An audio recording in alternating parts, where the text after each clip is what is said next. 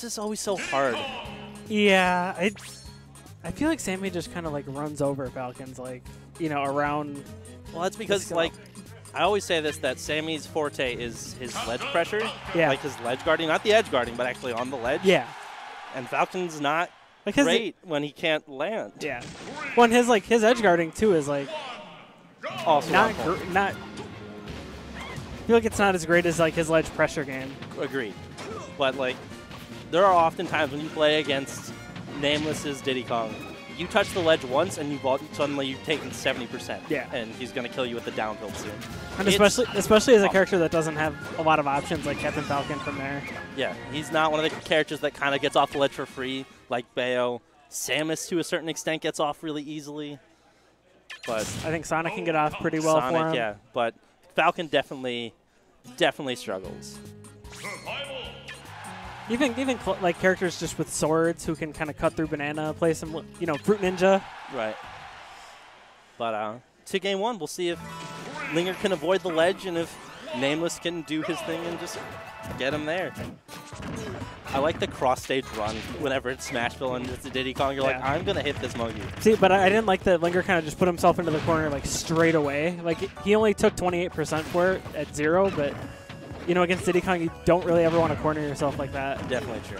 And the thing is, he whiffed his NameLess move to the corner to pull the banana, so he actually whiffed what he was going to do. He had the right read, just missed the punish on it.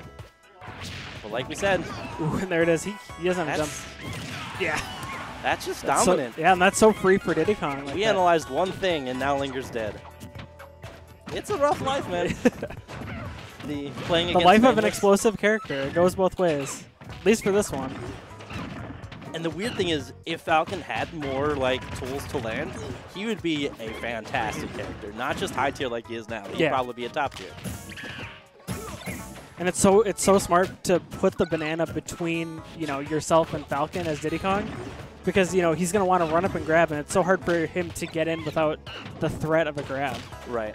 And Falcon can, like, run over it sometimes. He's got one of those animations, but I don't think anyone can space that right every time. No. You're gonna and it's not something you can really rely on with how difficult it is to time.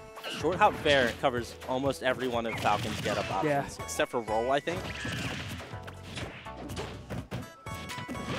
Ooh, nice pivot grab. We'll see if he gets anything. I don't know if I like the knee there, but you kind of have to make something happen. He wants to end this stock and take at least one. That raw bear not going to take it, but can Linger. Oh! Went to catch the banana, hit it a little too early, and needs a back air. Linger does have a few other characters. Yeah. I wonder if they might, like, they're not as practiced, but Falcon really struggles against this style of play specifically. Like, we haven't, he doesn't really bust him out very often either. Like, I think Lucas is the one that he's, you know, brought out the most as a secondary character for him. Medium. He doesn't like the Kirby matchup, so he's definitely brought out Mario and DK for that. Yeah. But, the puffballs. He's going to give it another shot, which I don't blame him. This is just, it's so frustrating to be in that situation. Because it's not like you can analyze yourself and be like, okay, what did I do wrong?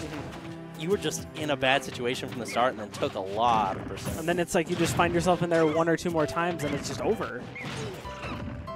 And NameLess is actually very good at, it's something that R, the Kirby Melee player, used to do in Melee, making people think that they don't have options. Like, he'll hit you once when you're shielding, and all of a sudden you feel like you can't shield. You're just like, you just have to do something. Like, what do I do? And then he's just going to hit you for it. It's really impressive. Ooh! Gets the spike hitbox. And that was a good turnaround. He is now at actually a percent where he can kill NameLess. It was a good recovery there, because he kind of gave up his positioning there when he went after him. I like the wait for the roll. I guess I just have to get the grab. It's weird in that kind of, when Diddy Kong's charging barrels, the way, I want to point out that was a really good raptor boost because he slipped on the banana. But Falcon's best edge guard for that is actually knee. Because the late hit of knee, it stays out the longest of all of his aerials, and it will knock him out of barrels. But stock one going to NameLess, down tilt up smash. Linger making a game of it this time, though. Yeah. You know, definitely doing more than he did in the last game. And he's kind of been better about not getting stuck in that Diddy vortex. I think... Ooh! Don't get done good. And this exact position is where NameLess gotta go for the platform. So well. Yep. And he was kind of out of options there because it's, you know, you either go for the platform or you just die from the bottom. Yeah, he definitely already spent his jump. NameLess knew the only place he could potentially land was the platform. Game over. Yeah. Do you think a stage like Town and City might have been better for that matchup where it gives Falcon more space to kind of run around, escape to? Probably not, because, like, what do you think of as Diddy's best stage? Typically FD, right? Yeah. And half the time, Town and City's just going to be FD. Yeah. Diddy's more likely to kill off the top, so the smaller top blast zone's going to help Diddy more than Falcon. I'm guessing the ban was triplex, because that's, I feel like, where Falcon wants to be. And, you know, he's a player who's going to just ban, you know, Linger's not going to go to Lilat. No. Which I think is a detriment to a lot of players if you're just so stubborn that you're not willing to go to a stage on principle. Yeah. You know, just because you don't like it. Especially in a player matchup like that. Yeah. Like, he was clearly getting dominated on this flat space. He was doing the best when he had the protection of the Smash platform. Yeah. Lilat really could have benefited him. Yeah.